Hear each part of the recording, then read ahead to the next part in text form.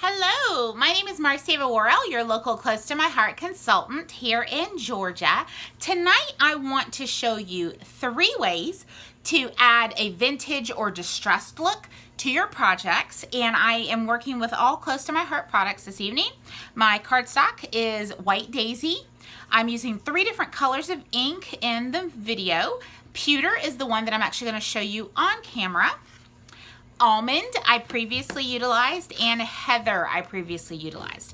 Now, to kind of give you an idea, the 3 main ways you want to use your ink is either just direct from the ink pad itself, and our ink pads are magnetic, so they do come apart, and this is obviously the side that has the ink, and then the back cover.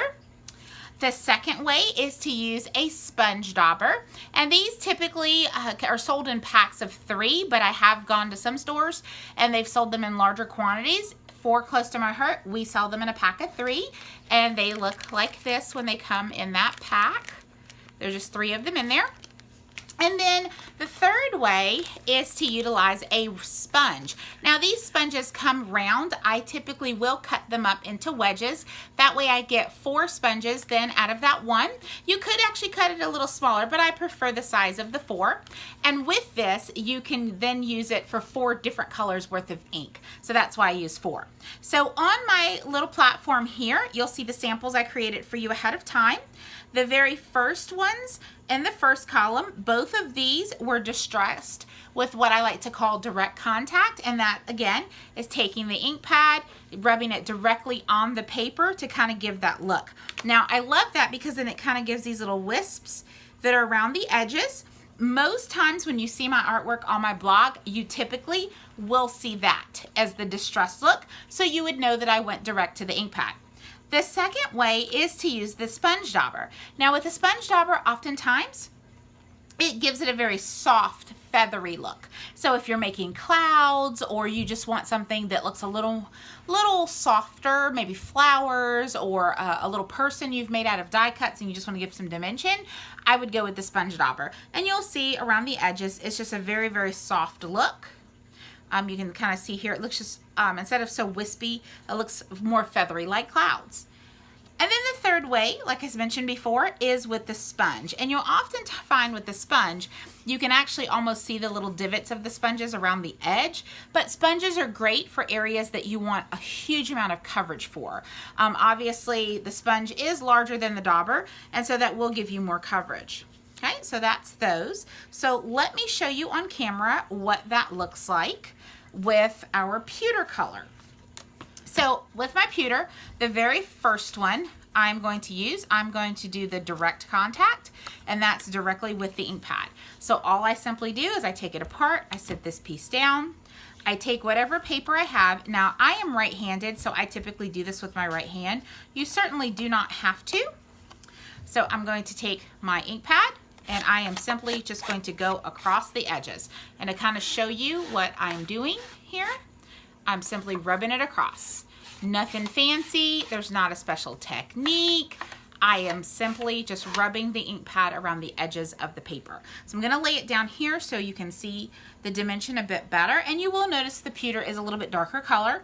It is a darker gray, so it certainly shows up much better. So again, you have that wisp there as well, just like before. The second way, I'm going to use my dauber. And with the dauber, I'm simply going to place it on my finger, and I'm going to lightly tap into the ink pad, and I am just simply going to go around the edges. Now, again, you can add a little more, you can add a little less, but either way, it just gives a much softer look. Even when you try to add on an additional amount, I'm going to go around the edges.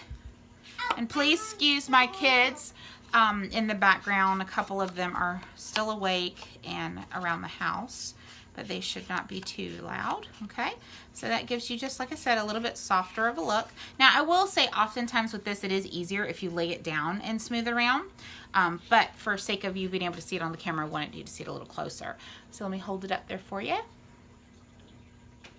Okay, and like I said, you'll see it just around the edges.